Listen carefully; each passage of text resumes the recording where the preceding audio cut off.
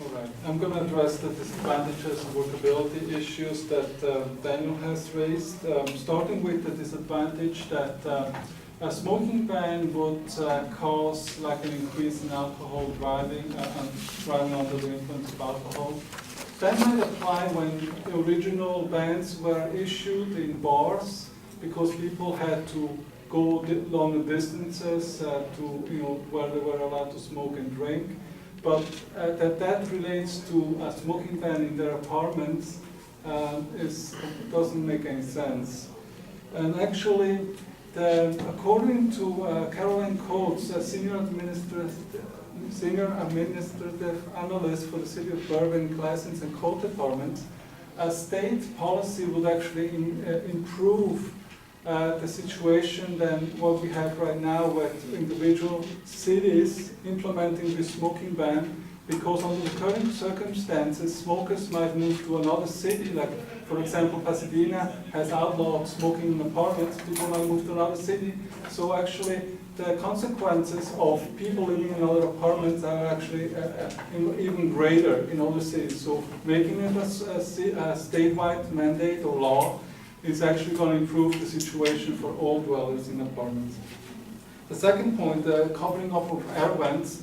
I did see their website too that they were closing up the bottom of the doors, they were closing the vents. But according to the California State Building Code, the vents are actually the vents that provide air changes actually a code requirement because they actually provide a correct, healthy amount of oxygen in the room. Plus, air vents provide heating and cooling for the building. So covering up a vent is not really a feasible option, just because you want to avoid secondhand smoke from your neighbors.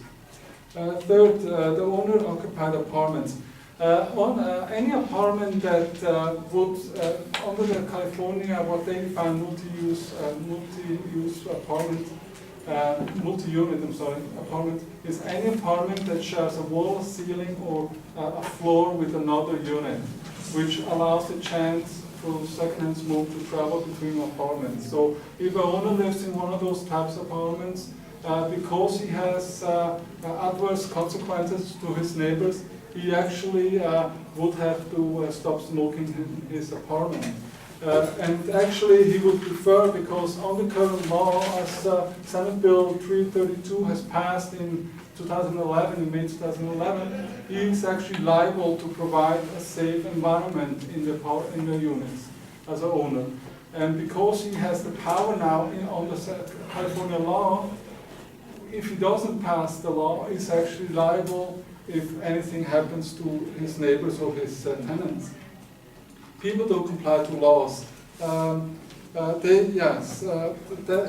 sure it's not going to be 100% law, but any improvement in secondhand smoke traveling and affecting the health of apartment dwellers is a bonus.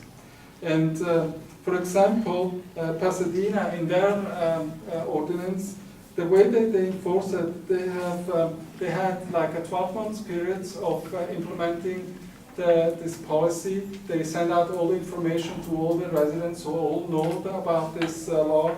And after that, violation for the violators will be subject to a $100 ticket citation for the first violation, $200 for the second violation, and $500 for the third violation occurring within a 12-month period. So, I mean, the fines are substantial, and this is not something that the police has to enforce. It's actually a policy like this is enforced by the health department of the cities or the code enforcement of the cities by complaint of the neighbors who call the city department to come and check the situation. Thank you.